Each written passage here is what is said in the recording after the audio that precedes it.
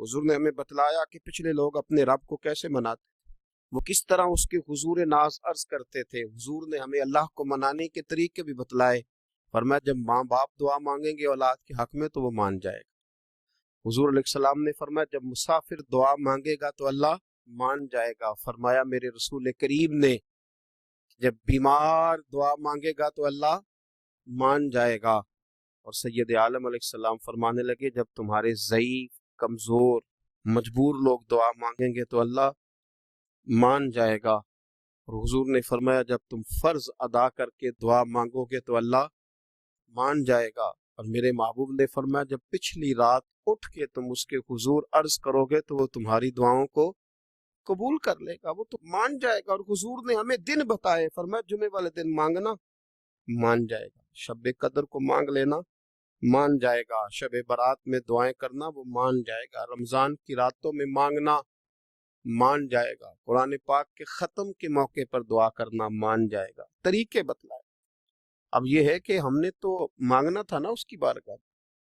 ہم نے تو حاضر ہونا تھا، ہم نے آگے بڑھنا ہے، اس کے حضور عرض کرنا ہے۔ حضور نے ہمیں بتلایا کہ مومن متقی ہوتا ہے نا، پرہیزگار ہوتا ہے، اس نے کچھ نیکیاں بھی کی ہوتی ہیں، جس طرح اسے اپنے گناہوں کا پتہ ہوتا ہے نا، اسے پتہ ہوتا ہے کہ نہیں یار فلاں کام میں نے فقط اللہ کی رضا کے لیے کیا ہوا ہے، اور میرا اور میرے رب کا راز ہے۔ فرمایا جب تم بڑے الجھ جاؤ نا، جب تم بڑی آزمائش میں آ جاؤ،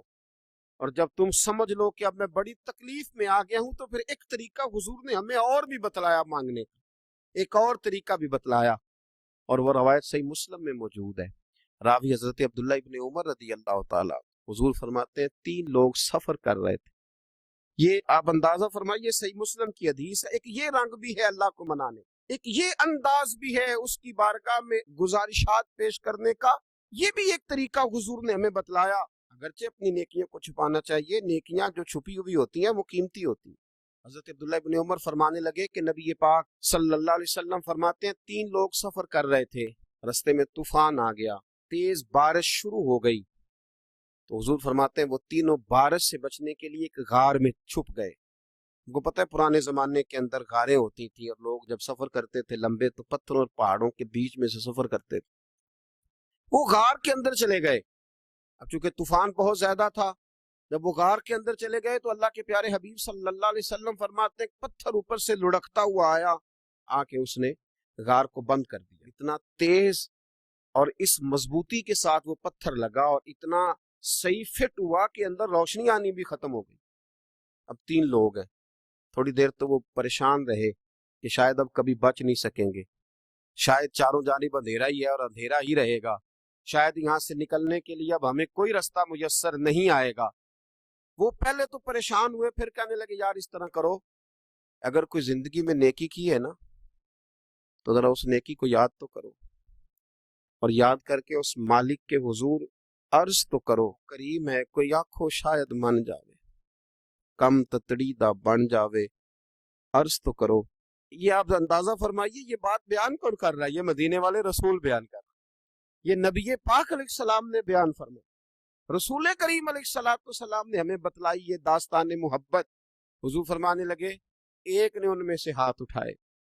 اور اس نے انداز کیا چھیڑا،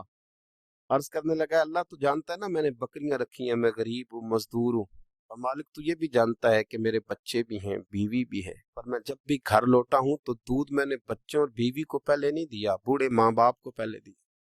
وہ غار میں تنہا بیٹھے ہیں اور اپنے مالک کو منا رہے ہیں، عرض کرتے ہیں اللہ تجھے یاد ہے نا ایک رات جب میں بڑی دیر سے لوٹا تھا، لکڑیاں کاٹتے درخت تلاش کرتے مجھے دیر ہو گئی، میں دیر سے لوٹا تھا، نیت یہ کر رکھی تھی کہ سب سے پہلے ماں باپ کو پلاؤں گا، مالک جب میں لوٹا تو وہ بوڑھے تھک کر کے سو گئے تھے،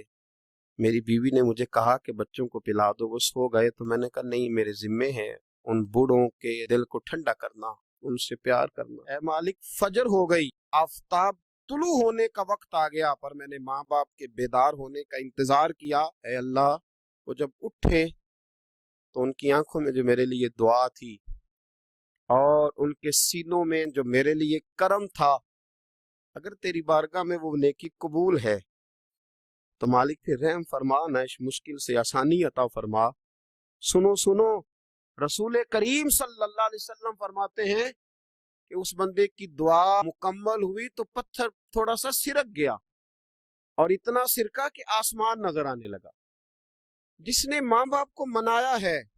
ان سے پیار کیا ہے، پھر یہی بات وسیلہ بن جائے گی رب کے ماننے۔ پھر رسول کریم صلی اللہ علیہ وسلم فرمانے لگے، دوسرا بولا اور عرض کرنے لگا کہ اے اللہ، تو جانتا ہے مجھے اپنے چچا کی بیٹی بھانے لگی تھی، میں اس کی طرف رغبت کرنے لگا تھا، اور میں نے جب اس سے جا کے ارادہ کیا کہ میں تیرا طالب ہوں، تو اس نے مجھے کہا کہ پہلے 100 دینار لاؤ۔ تو اللہ، میں نے مشقت کر کے 100 دینار جمع کیے، اور جب میں پوری طرح اس پر حاوی ہو گیا، وہ میرے قبضے میں آ گئی اور گناہ کا میں نے ارادہ کر لیا، تو اس عورت کے منہ سے ایک جملہ نکلا کہ اللہ سے ڈر، اے مالک وہ میرے قبضے میں تھی، اے اللہ میں گناہ پر قادر تھا، میں چاہتا تو گناہ کر لیتا، لیکن جب اس نے تیرا نام لے کے کہا نا کہ اللہ سے ڈر، اللہ میں ڈر گیا، میں اسے چھوڑ کے آ گیا۔ اگر تجھے یہ بات پسند ہے تو پھر نکال دینا اس مشکل سے، پھر کر دینا کرم۔ اللہ میری بھی تو چڑھتی جوانی تھی نا، میں بھی تو سب کچھ کر سکتا تھا، پر تیرے لیے، تیری خاطر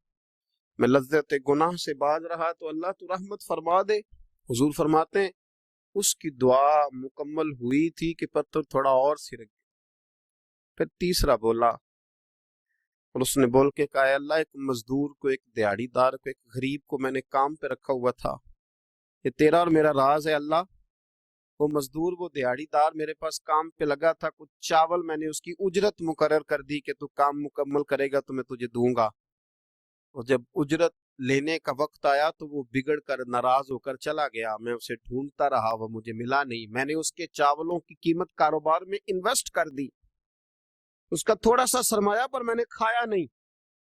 پھر وہ مجھ سے میں کاروبار کرتا رہا، اور اتنا کاروبار کیا کہ بہت ساری گائیں اور ان کے چرواہے تیار ہو گئے، وہ سالوں کے بعد لوٹا، میں نے اس غریب کا مال کھایا نہیں بلکہ بڑھایا، محفوظ کر کے رکھا، وہ سالوں کے بعد لوٹا اور کہنے لگا میرا مال، تو میں نے کہا وہ ساری گائیں تیری ہے، وہ چرواہا تیرا ہے، یہ سارا کچھ تیرا ہے۔ تو کہنے لگا تو مجھ سے مذاق کرتا ہے، میں غریب کہاں اور اتنی بڑی گائیں کہاں،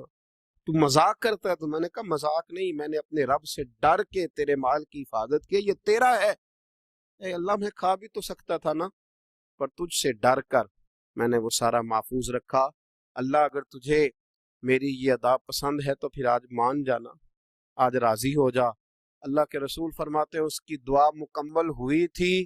کہ پتھر لڑکا اور ان کے لیے رستہ بن گیا، وہ باہر آ گئے، تو حضور نے ہمیں بتلایا کہ وہ تمہاری نیکیاں جو چھپی ہوئی ہیں، وہ تمہاری نیکیاں جو تم نے خالص اللہ کی رضا کے لیے کی ہیں، ان نیکیوں، ان اعمال کا وسیلہ بھی تمہارے رب کے ماننے کا ذریعہ بن جائے گا، اس کو منایا جائے، اس کے حضور حاضری دی جائے، اس سے بخشش کا سوال کیا جائے، اس کی بارگاہ میں یہ گزارش کی جائے کہ اللہ غریبوں، مجبوروں، کمزوروں اور ان لوگوں کے صدقے جو اللہ رستہ دیکھ رہے ہیں کہ رستہ کب کھلے گا، جو تیری بارگاہ کرم کے سوالی ہیں، ان کے صدقے تو رحم فرما، تو کرم فرما،